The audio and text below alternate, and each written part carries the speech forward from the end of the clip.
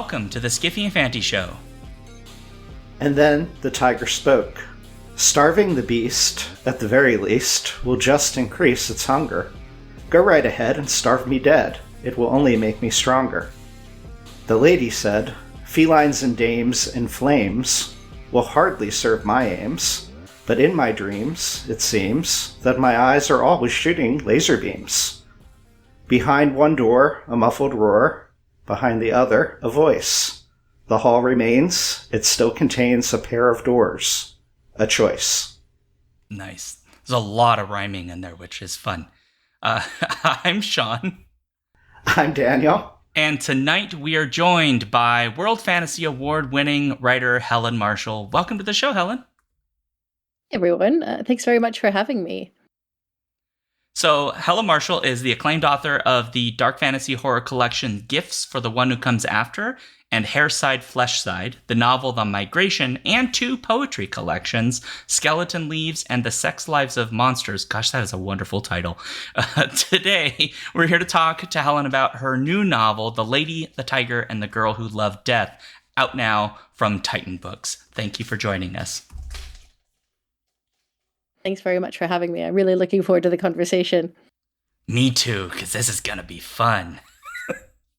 Before we get into our discussion, a reminder to our listeners to please share your questions and comments with us at skiffyandfanty.com/listener suggestions. If you aren't already, join us on Twitch for Shaun's Alphabet streams every Friday at 7 p.m. Central to be a part of our interactive live streaming show format. Finally, please be sure to review and spread the word about our show, help support us through our Patreon, and be a part of our Torture Cinema polls, live watches, and other special Patreon-only events on Discord. And we now have a pay-what-you-want Patreon model, so you could join in all of that for as little as $1 a month. Yeah, perfect.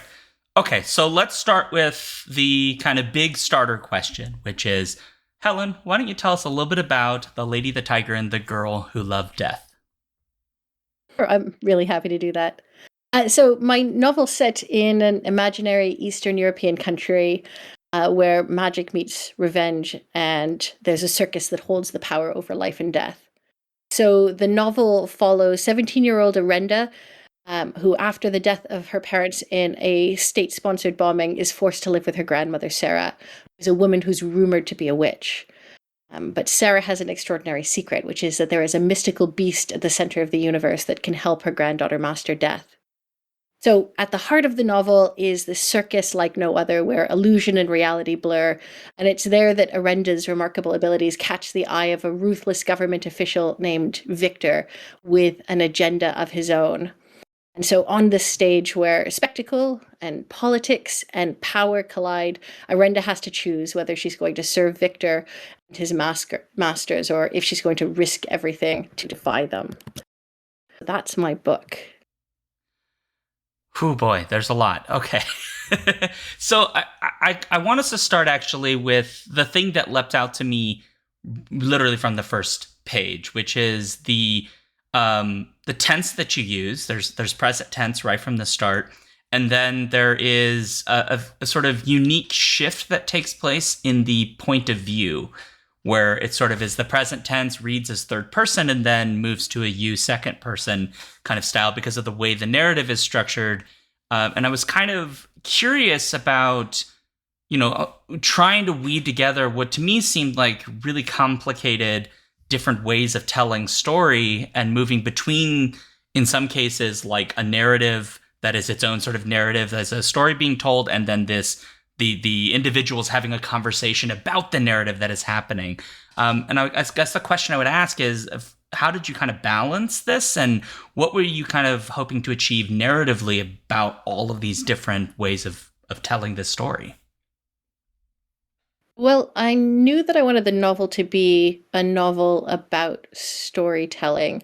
And I have to say, I went through about 20 drafts of the novel that experimented with loads and loads of different point of view styles and approaches. So at one stage, there were conversations that were just interjections, and there was kind of no narrative scaffolding around them.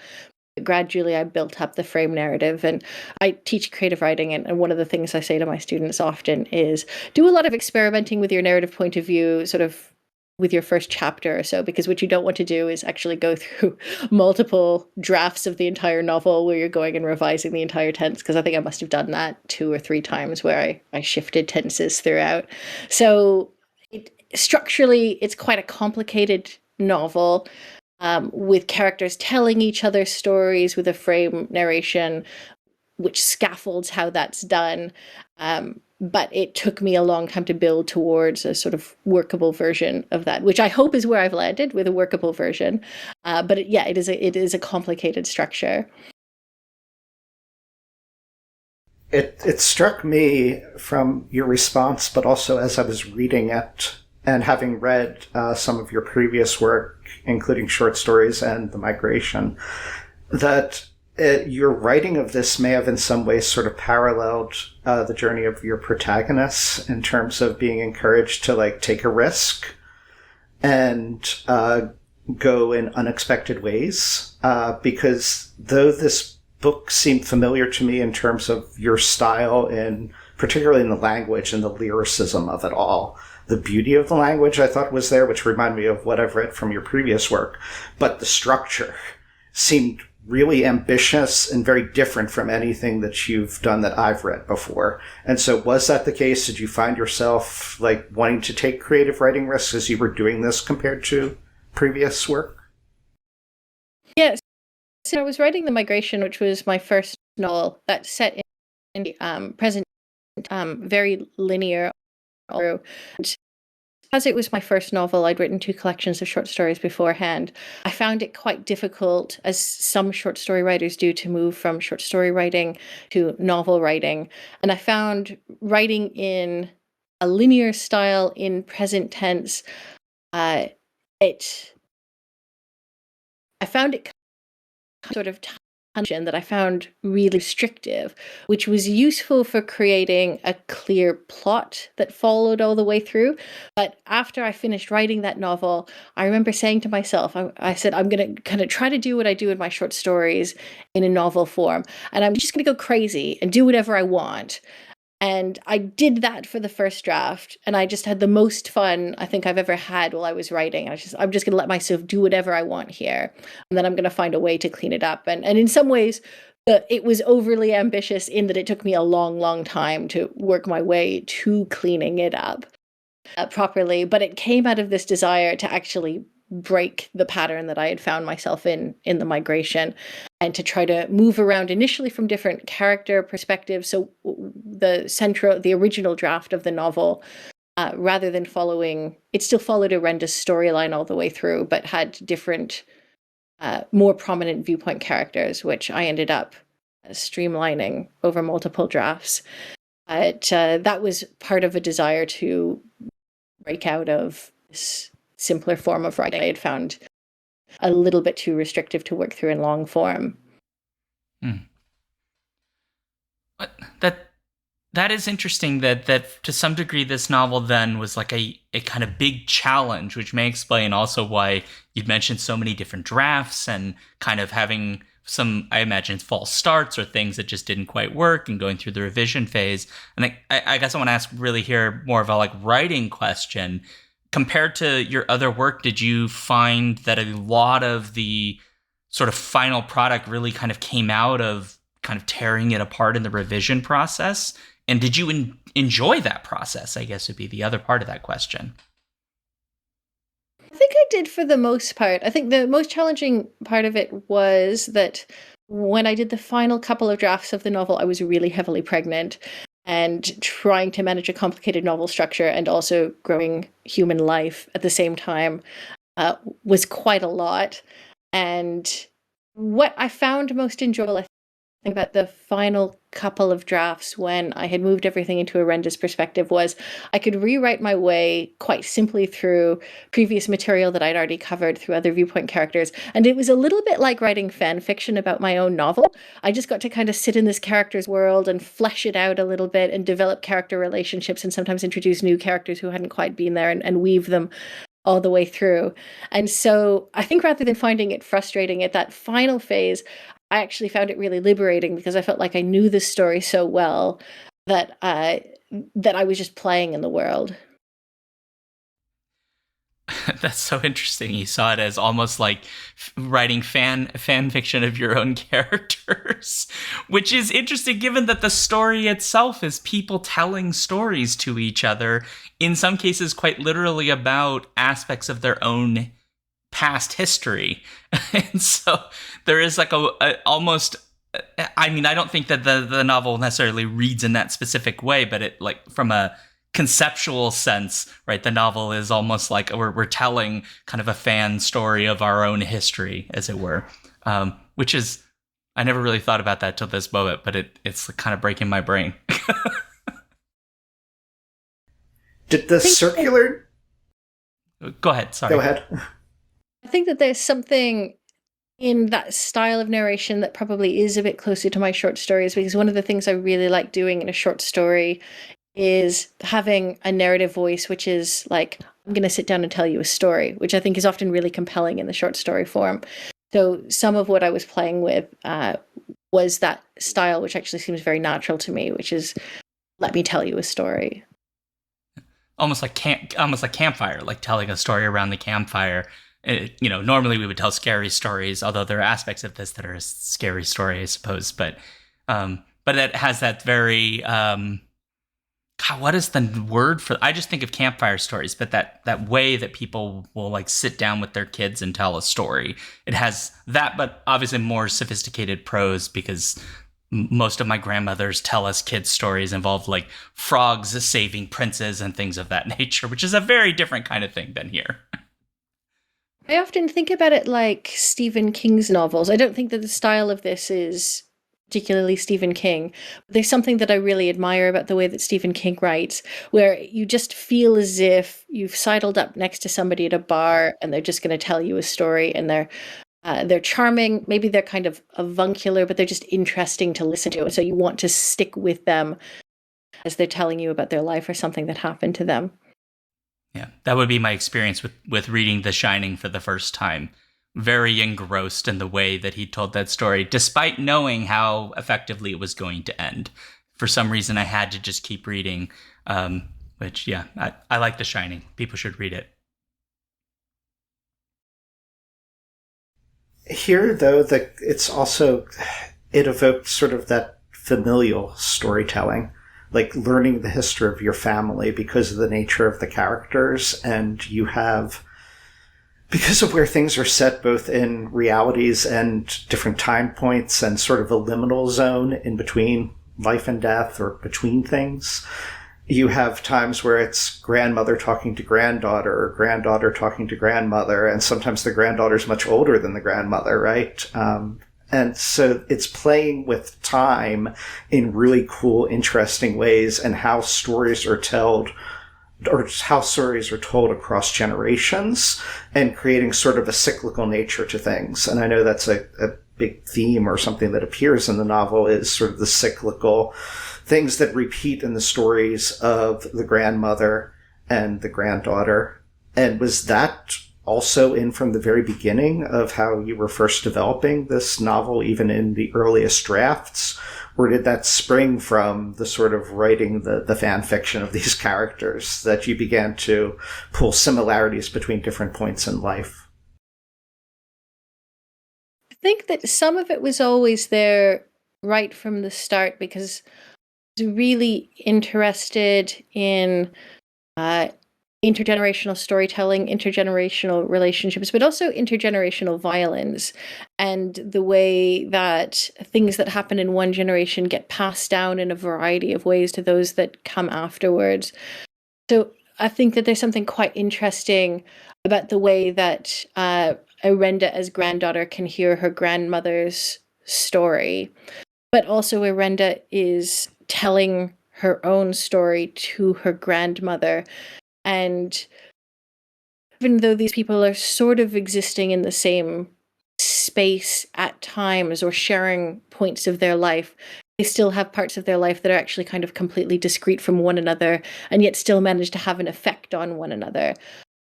That to me seems really interesting in the way we think about what family is. And, I think about my relationship to my parents and my grandchildren, and now to my child as well, that we have discrete identities that bump into each other and can also shape each other in ways that we expect, but also ways that we don't expect at all. So some of that was purposefully there in the beginning. There were sections of it, I think, that took me by surprise.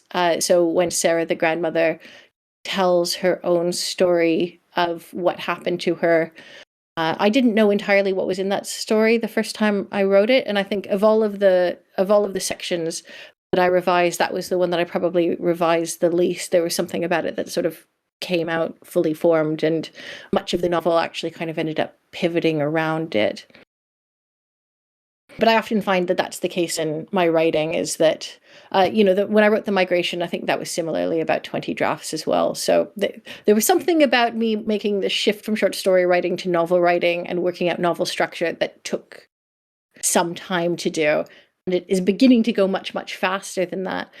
I will often find these anchor scenes or anchor chapters or characters, and once I have those, then the rest of the novel gets kind of closer and closer and closer to those things. It's interesting you bring up, because this is now, I think, the second time during this interview you've kind of mentioned the shift from the short story to the novel. And this is a pretty meaty novel. I mean, it's not like a gigantic, you can't hit someone over the head with it like a brick. It's not quite that big, but it's 400 something pages. And even if you're writing like a novella, which might be just barely over 100 pages, that's a pretty big leap. And so I guess I kind of want to interrogate like historically, this is a thing that happens in genre fiction, right? Where people would write short fiction and then they'd like go write a novella and then they would like write a novel, but that novel would be like a Philip K. Dick 220 pages, which seems less daunting than, moving to something that's 400 plus pages. So something is in there about the shift in the form. It's not just the scale, but it's maybe also the amount of threads, or I guess kind of getting you to maybe tease out what you kind of think is that shift that makes it sometimes quite difficult. I think about this quite a lot. One of the differences I find between short stories and novels is the way that scenes work. And that was what took me some time to figure out in my first novel. Is short story scenes, you can have a scene that's entirely about mood, or a scene that's a little, entirely about character, and it doesn't need to be about plot. Or you can have a story that pivots entirely on a 2-sentence scene that allows it to execute this kind of hard right. But novels are like ships with very, very large turning radiuses. And so everything you have to do kind of slowly and a bit more methodically. And so the scenes themselves have a very different feeling to them. So for me, that was part of the difference, is figuring out how to write scenes as a novelist rather than as a short story writer. And I think that the other thing is that when a short story writer moving to writing novels often thinks, how do I make things longer? And initially you think, one way to make things longer is to put in more characters. But what you realize is, like, adding another character often doesn't, say, double, like, it's exponential growth. And that takes quite a lot of trimming and paring and figuring out a structure and figuring out how do you condense things back down again. So whereas I think you can do some of those moves again quite easily as a short story writer, because you always have this container that allows you to cut off points of inquiry. The reader doesn't ask as many questions of a short story, because the short story is suddenly over, and then the reader is sort of left trying to grapple with it. Whereas the sheer length of a novel gives all of this time for the reader to ask questions, and as a result, knowing that they're asking questions, you have to be answering at the same time as you're going. Yeah, you're making me think a lot about the very beginning of this book, which I think is a little complex because there's an element of not quite knowing exactly what's happening. I mean, you've got the clear images of, there's this opening chapter where, she's effectively like seeking out her death, essentially. But there's a lot of sort of weird mystical elements that are happening where she meets like this giant tiger and the sisters, and then that sorts of unweaves. And you do this really interesting thing that I don't know if you did this on purpose, but those early chapters, literally the very first chapter is one line. And then after that, it's like a couple pages and then a couple pages and a couple pages. And then eventually it sort of opens up into sort of what we might think of as like more normal chapter lengths, if that makes sense. And I don't know if that was intentional or if that was just kind of the way your story naturally ramped up into that larger narrative. But it felt like it was sort of this slow opening that sort of then burst at one point. Oh, it's really interesting to hear the process of that described. I think it was certainly intentional by the end of it, in that I knew from the start that I wanted to introduce the idea of the Palace of Stories in this place where they're sharing stories before I moved into Irenda's main storyline, which is the first storyline that you get, which is beginning to tell a longer story in a more novelistic form, if you will. But I wanted enough of a discrete sense of who Sarah, the grandmother, is when she's a young girl right at the beginning, to be able to give a sense of the stakes of what's going on. But again, I think that the way that the frame narrative worked went through several evolutions to get to where it is. That the frame narrative both kind of gears you up for that settling down for a story to be told to you, and a conversation of stories between the characters and seeing that. And then similarly, the end of the frame, right? The end, you have that wind down period, really, where everything kind of settles, but then also it connects back to the original, of course. And so I think that framework works exceptionally well, particularly in establishing what this world is, how it's working, what these characters exist in, both mentally and physically, and giving a timelessness to it all. The novel draws a lot from folklore, I know, which I personally am not that familiar with Russian folklore or Eastern European folklore that this is drawing from, so I'm hoping you could say a little bit about that. But I did really enjoy the timelessness kind of feeling you get from the novel that is reminiscent of folklore that, you mentioned this taking place in sort of a fictional country, but it's almost like a country that seems very recognizable, particularly to somebody living in the US right now, but then also it feels somewhat historical and antiquated, and the words that you use often seem from something in the past, but then at other times you get things dropped in terms of technology or something that's like, oh no, this is present day, or this is maybe even, future society. And so you kind of get unearthed of where this is all occurring and such, in really fascinating, magical ways, that again really harken to folklore to me. So I was hoping you'd be able to say a little more about that aspect. Yeah, that's really interesting. So the setting for the novel was inspired by Russia in the 1980s, but also contemporary Russia as well. And one of the things that I found really interesting about studying Russia as a setting is the way that you can have a sense of what we would think of as almost kind of historical epochs that are coexisting at the same time. So you'd have something like an ultra-modern city or capital, while in the peripheral villages, you still get something that is far more remote, maybe far more steeped in folklore. And that there's a weird sense of disconnect, I think, within the culture between those things that we would think about as actually belonging to different times. And it's less that they belong to different times and actually more that they belong to different places or different versions of place. And what I wanted to do was try to I think that the fairy tale element allows me to bind that together and give it a kind of coherence that actually can feel kind of incoherent, even though it does exist in reality. And I found that I was searching for a language, a style of writing that would allow me to have some elements that are or slightly stylized that would then not be able to place it so specifically in time at moments. That's really interesting. Because I definitely picked up on, and I had to do some research when I was reading this, because I was like, what is the folklore? Because Baba Yaga came up, and I was like, okay, that I know, right? Like, I've heard that before.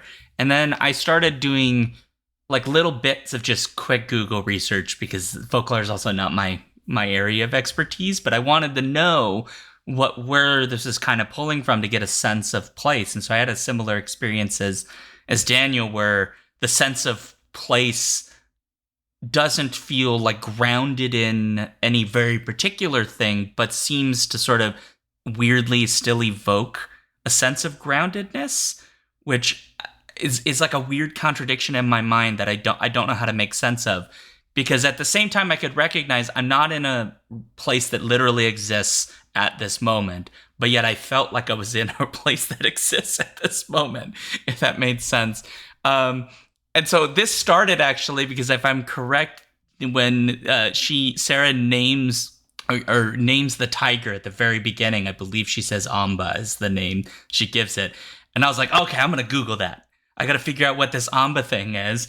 And it led me to, that's what gave me the sense of like how far east some of this might be drawing from, because apparently there is a movie about a Siberian tiger named Amba that like some nature documentarian like hunted down to find to take pictures of. And there's like a whole documentary about this guy doing this. And then I was like, okay, but like, why is it named Amba? Where does that word come from? And that gave me more stuff, which is, I guess, in some Slavic languages, that means mother. And then I don't know how true this is, but the internet told me, so it may be wrong. But it also might mean tiger in the Nanai language, which is the people from there's like an ethnic indigenous group in sort of like the Siberia where it kind of gets near where China is, which you're nodding. So I assume like, yes, some of that was correct. I realize I don't have a question. I just really want to tell you like what your book did to me. So. Well, that was a really interesting thing as well, because I wrote a series of short stories that was me experimenting with bits of the setting that I was playing. Area around Siberia where tigers are common is really interesting, because we often think about Siberia really snowy, but there's all sorts of microclimates in the area, so it can move between that kind of snowy, almost Arctic kind of microclimate to, as it gets closer towards parts of China, towards almost subtropical. And you can have them overlapping and kind of actually in quite close proximity to each other. And I remember at one stage, one of my good friends was reading a short story. You know, there's something really weird that's happening here that you're mashing up these different locations. And in fact, I wasn't making that up. That was kind of just writing out of the research that I was doing at the time. And so we often tend to think about areas as being discrete, but I'm really interested in the liminal spaces where they overlap and you can kind of shift from one to the other.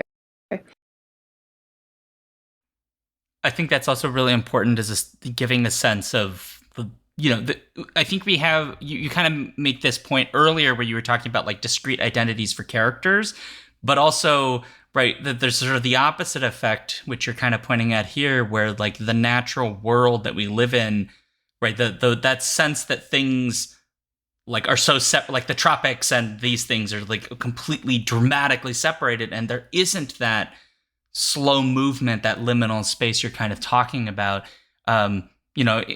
I can't speak to that part of the world, but I lived in Florida, which is dramatically different than Northwest Minnesota. But I know, having driven through that to move to Northwest Minnesota, you can sort of see the gradual shift happen in terms of the kinds of trees that are available. You can see the moment when that subtropics begins to sort of shift, and then suddenly you're in Kentucky, and it's like a completely different universe. It's like the mountains are all different, and the way the trees work is different. But there is that liminal space that kind of exists where things aren't quite either thing yet. And I love that you're bringing this up, because I think when you're talking about a place that's the Russian Far East, right? Most Americans probably know very little other than it's cold, right? Which is not accurate. It's more complicated than that. And I think your book maybe will get people to do some Googling to figure out what these places are and what's going on there. Like, I bet you if you asked, I realize I'm just rambling, I'm sorry. Because it took me years to realize that there are people of Asian descent in Russia, and like huge ethnic groups that exist there, and like live in the Siberia and all of these kinds of things. And the moment I did it was like a bunch of random YouTube channels that showed up on my Google Recs, and they were like talking about living in a place that's like minus bazillion degrees, and like they have meat markets where they just hang the meat outside because it just freezes, and you can just hang it out there. And I was like, this is why I had no idea this existed. And they were like talking about that culture, and there's all kinds of interesting stuff you can learn. Anyway, I'm sorry. There's something interesting there about borders too, and the way that borders between countries function. So I grew up in Sarnia, Ontario, in Canada. So I grew up like right on the border with the States. And even though you'd have two that are in close proximity to one another, actually there were differences in accent. And there were other kinds of differences in culture that could be quite pronounced, I think, even within people who are, very, very close to one and proximity. Yeah. That's a really big point too, that the nation you may live in, the country, could have an impact on how your culture develops, even in very similar climates and spaces. And so looking at that, like that space, the sort of Siberian space in Far East Russia, and looking at just across the border, seeing the differences that might exist there because they've been separated for generations upon generations. That's I realize we're kind of moving far afield from the book, but I suppose I could turn it around because we're talking about research. And one of the things I was really curious about is, your bio kind of mentions some of your academic expertise. You went to the University of Toronto at the Center of Medieval Studies, which is like a really big program. You went to the University of Oxford for a postdoc. You've done a bunch of very interesting stuff. You talked about the Black Death and all of these kinds of things. It's a very different setting, but I was curious about, as we're kind of talking about these liminal spaces and the different countries and borders and all of these kinds of elements that feed into this. But what was the research process like for sort of developing the world and the story of this book, and how much did your sort of academic background feed into that? Yeah, some of the research inspiration came out of reading novels about, or nonfiction, in fact, not novels, about contemporary Russia. So I got very interested in a Russian politician named Vladislav Surkov, who was one of the masterminds around Putin's political strategy in 2016. So we had Trump, I was living in the UK during Brexit, which had a huge impact on me, and one of the reasons I ended up moving to Australia. And I got really interested in the sense of spectacle and how politicians were using spectacle at the time. I was interested in how Trump was using it, Trump as showman, but also the way that this guy, Vladislav Surkov, was using it. He had trained in experimental theater, and he was quite deliberately using tactics from experimental theater as a way to confuse the population, to both create spectacle. They would do things like, fund the opposition as well as the primary parties as well. So you could never quite tell what was going on. And eventually, this sense, I think, really became the core of the world building, I suppose, of the setting was. Why it was that politicians would become interested in circuses, in stage magic as a kind of, was really coming out of some of the theories and strategies that I was reading around what Vladislav Surkov was doing. So I drew on that, and then I needed to create a framework for it. So at one stage, then at one very, very, very early novel was set in America. I think that lasted maybe 20 pages or so. So that didn't go very far before I kind of moved it and developed its own setting for it as a sort of walled off sliver country that was to some extent also inspired by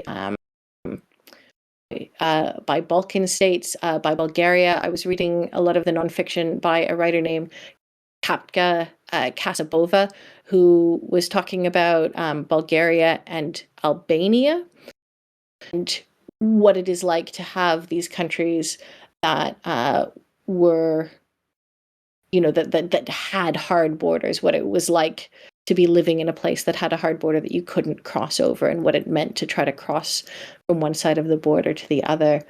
And I think in that sense, the notion of border became both an interesting theme in the novel, but also a good opportunity as a writer, because it allowed me to develop a place that felt like it could potentially sit in the real world without me needing to reference the real world beyond a very, very small number. I think I used the word Siberia in the novel once.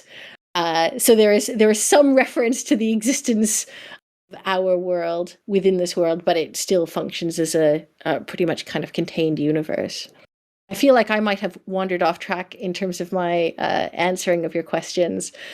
But I suppose the other thing then that came out of my research as an academic was I don't really think about myself as much as a medievalist these days. I sort of did a transition from being a medieval researcher to moving more directly into creative writing and working on fantasy and science fiction. One of the things that really stayed with me is an interest in the past and the way that the past influences the present and indeed also the future. And so I think that that's pretty clearly sort of woven into that storytelling technique and to that notion of cyclical history as well, or how do we break out of cycles? Mm. Well, that's all this. Go ahead, Daniel. No, I'm okay. Sorry.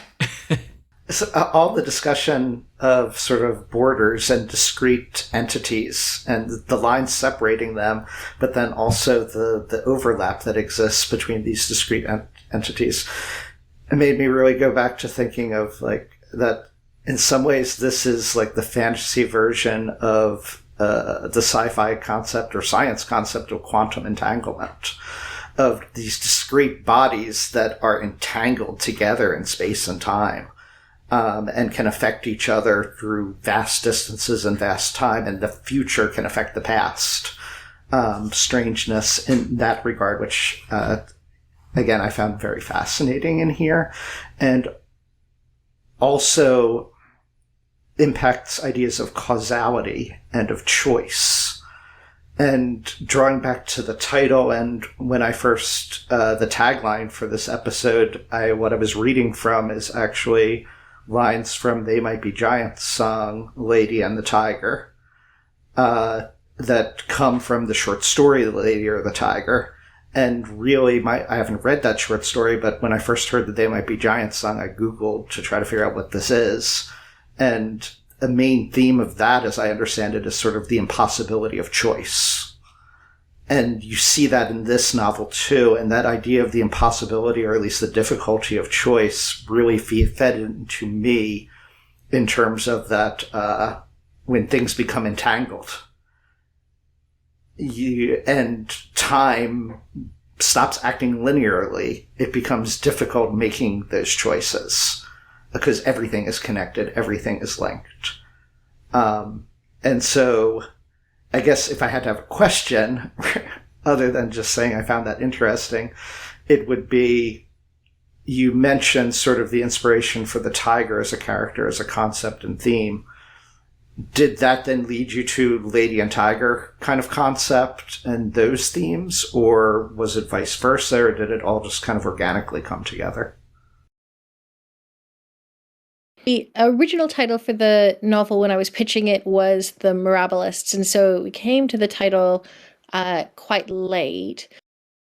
The short story, and I think it's interesting because choice is in some ways at the center of the novel. The novel, the initial premise is that Sarah has to make a choice about whether she's going to release the tiger or not, and the novel is about, really, everybody is telling stories to try to inform what that choice is and to shape what that choice is going to be. To me, that's quite interesting because when we talk about novel writing in our contemporary moment, we talk about characters having agency. We talk about characters making choices. And I think one of the things that Western storytelling is not as good at as potentially other cultural forms of storytelling is understanding that we don't always have choices, and that many of our choices are actually deeply, deeply constrained. So they're constrained by our possibility, they're constrained by our history, they're constrained by our culture. And Western novels often want to center around characters making choices and thus enacting their agency. And my novel is about that, so it's not like I was like, oh, I'm not going to do any of that, I'll just do my own thing. Clearly I am very much doing that, but I am also interested in pushing against that a little bit, or trying to think through, do characters always have choices? What are stories about characters who have no choices like? What kinds of experiences do those reflect that maybe get left out of Western forms of storytelling?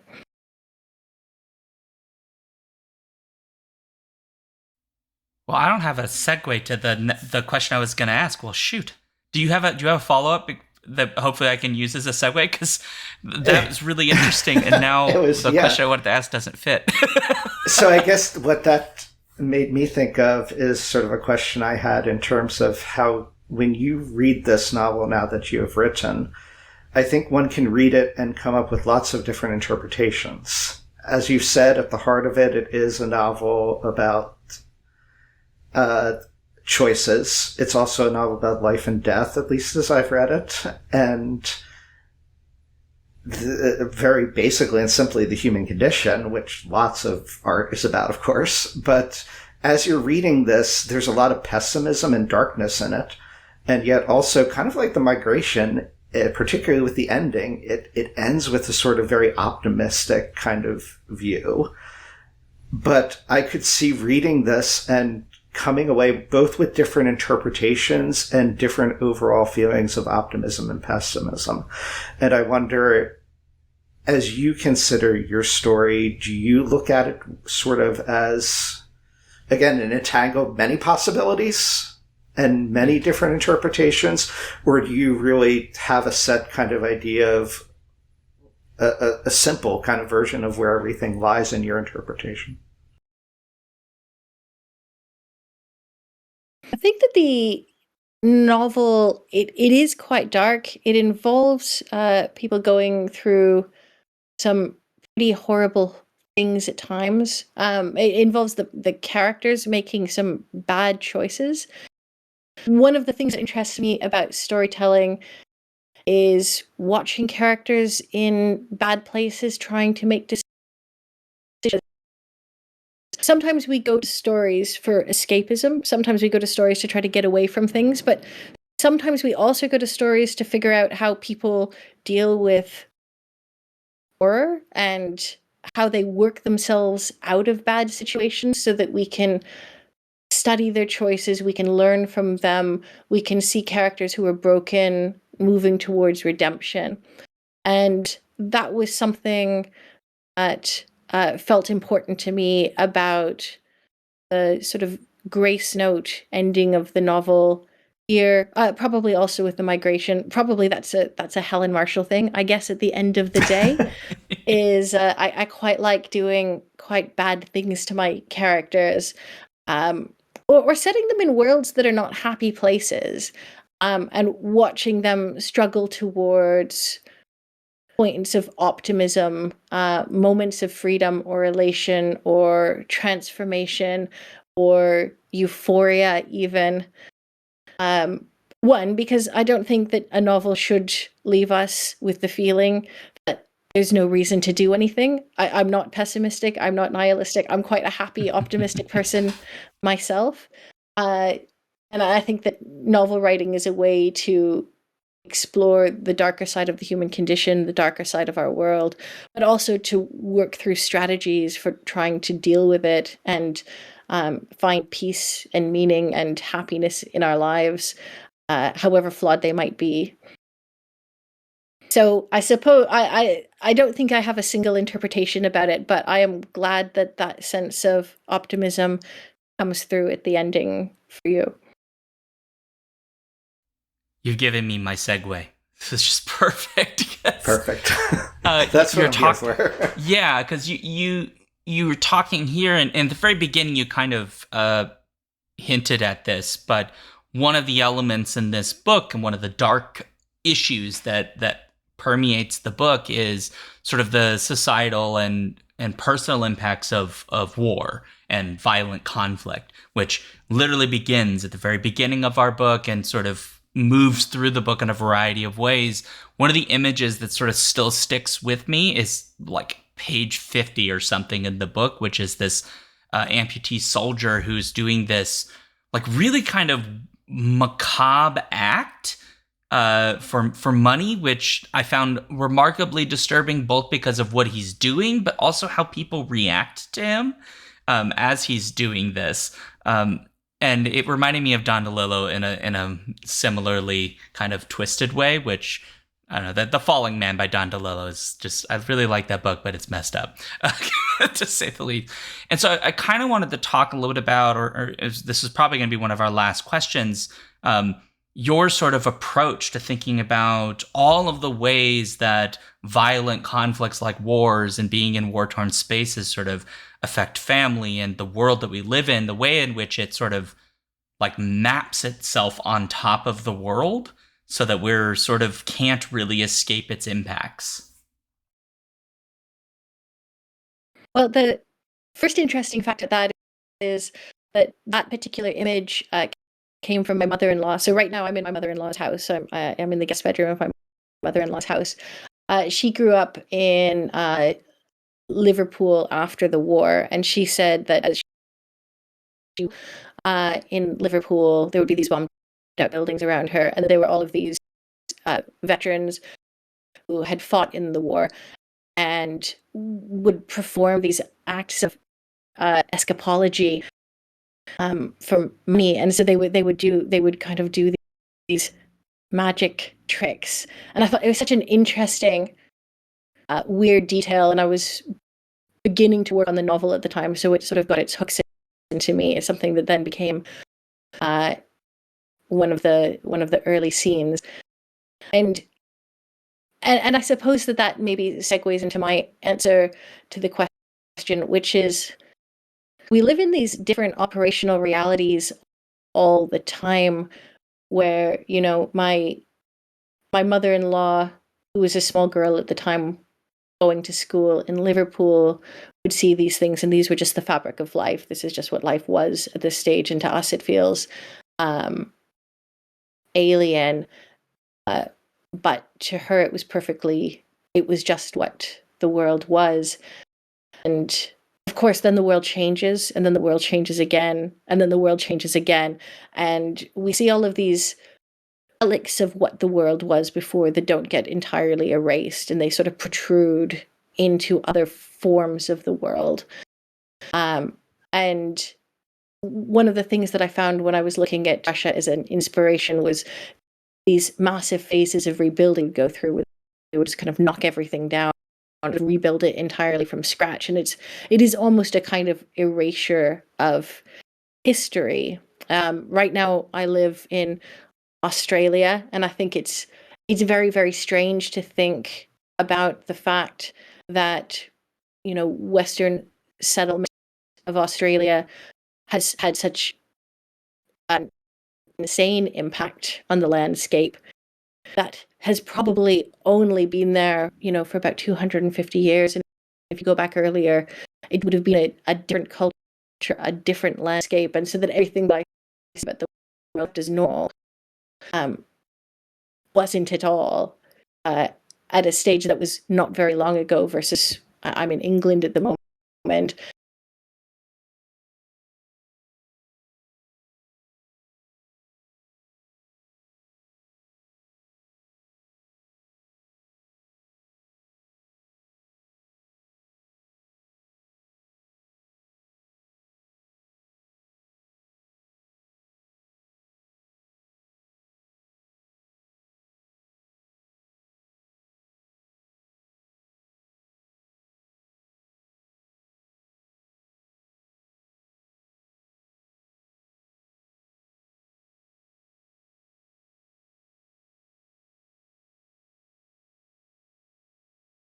You can see that this is also a result of war, and it's a result of invasion, and the way that culture changed really radically as a result of these violent confrontations.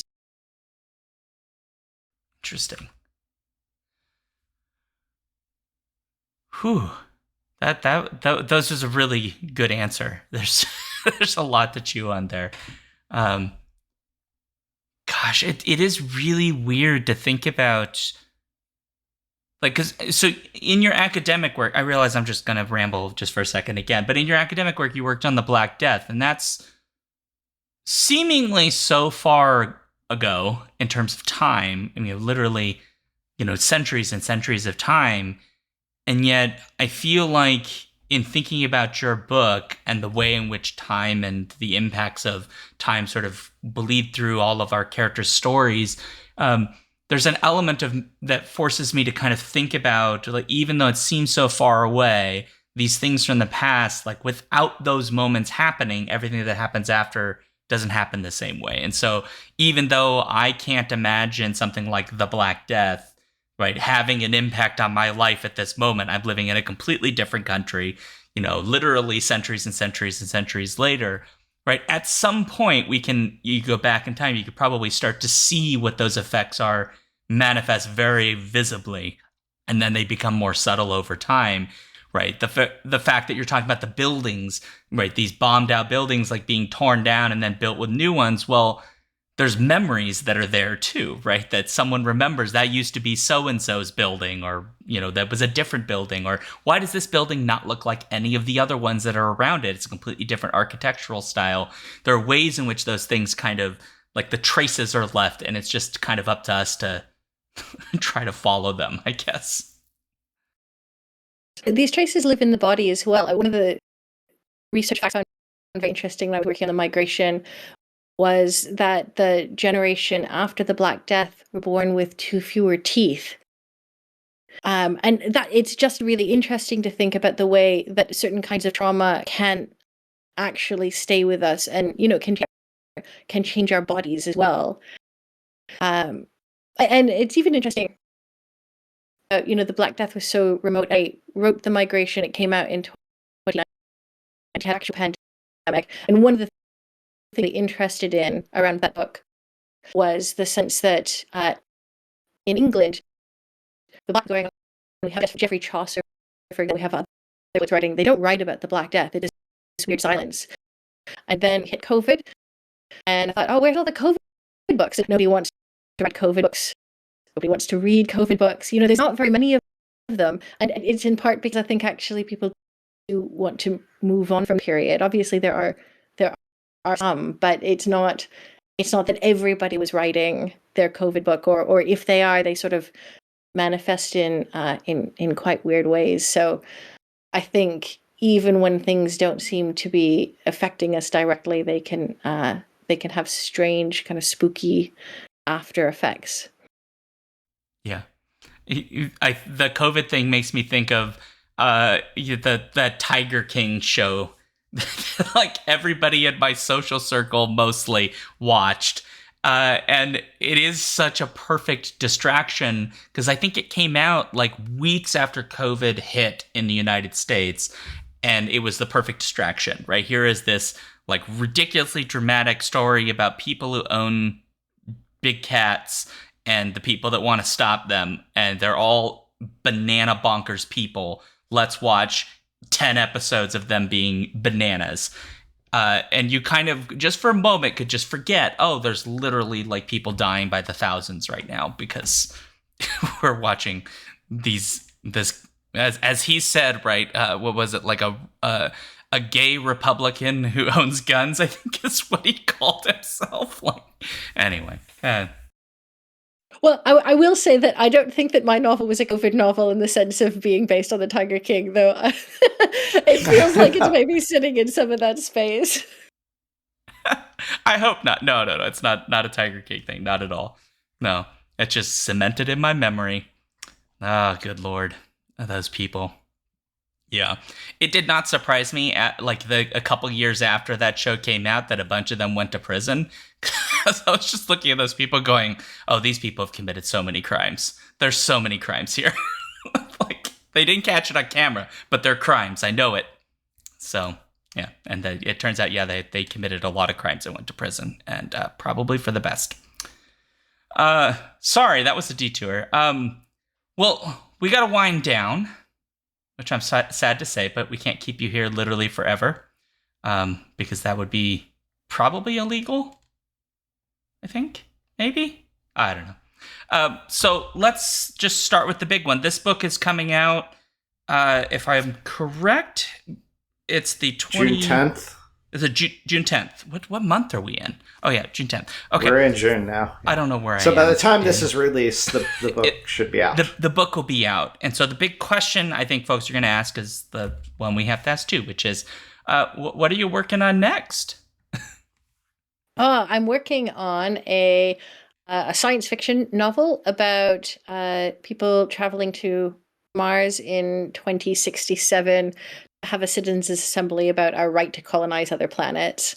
So I'm really interested, moving away from this to, I wanted to write a version of the world that was a kind of hopeful climate change novel, like climate change, our attempts to deal with climate change move us towards embracing social justice principles and trying to build a better society. And then how do we grapple with what we do after that? So that's the novel that I'm working on at the moment. That sounds like that sounds very interesting, actually. I'm curious to see what that'll be, but we have to wait. Be sure to let us know when it gets closer. Yeah. I will do. And then if folks would like to find you and your work, where can folks go? You can find me on the legacy of various forms of social media using the handle Manuscript Gal. I'm not sure if I could tell you which of those places is the best place because it feels as if they're constantly down and people are fleeing from one to the other. So 10 days from now, I'm not sure which of those platforms is going to be the platform. But Blue Sky seems like it's kind of fun right now. So check me out there. You have a website too. I do have a website. Yes. Marshall.com. Another place you can find me. Perfect. Well, thank you very much for giving us your time today. Yeah, thank you so much.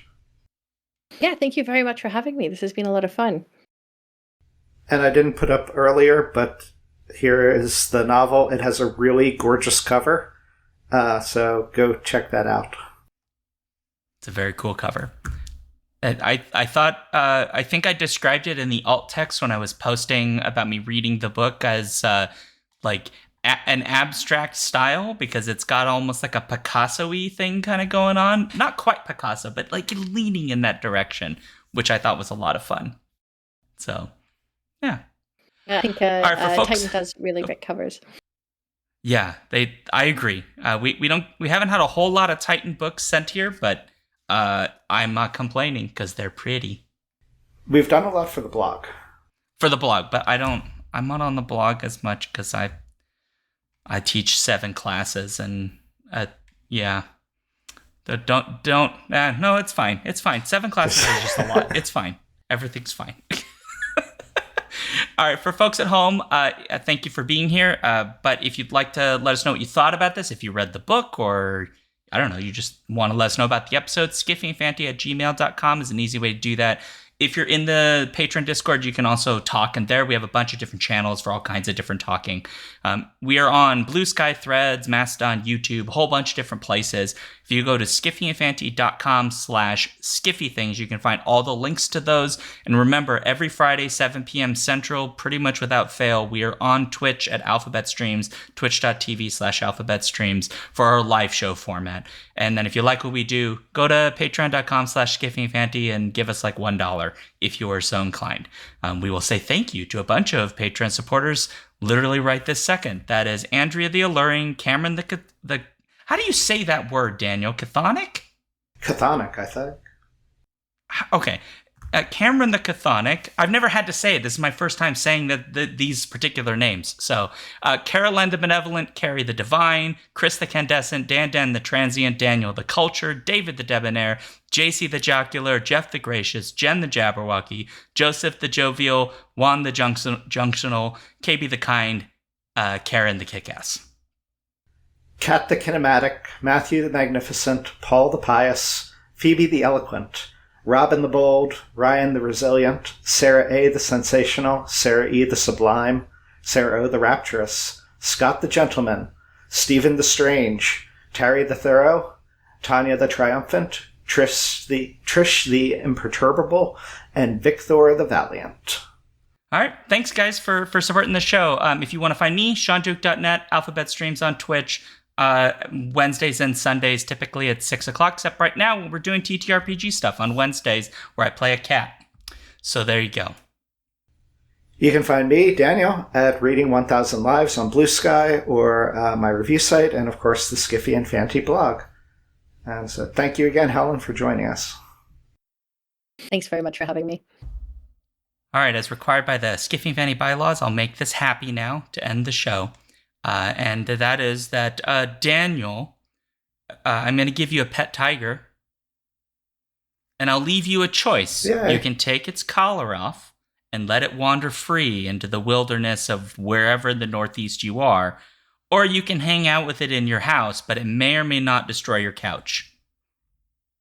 I am always in favor of letting animals roam free and wild, so I would definitely go that route and make Western New York a wonderful place. I mean, it could probably survive there for a while, just saying. I'm sure, yeah. Yeah. All right. Well, on that note, happy ending and scene.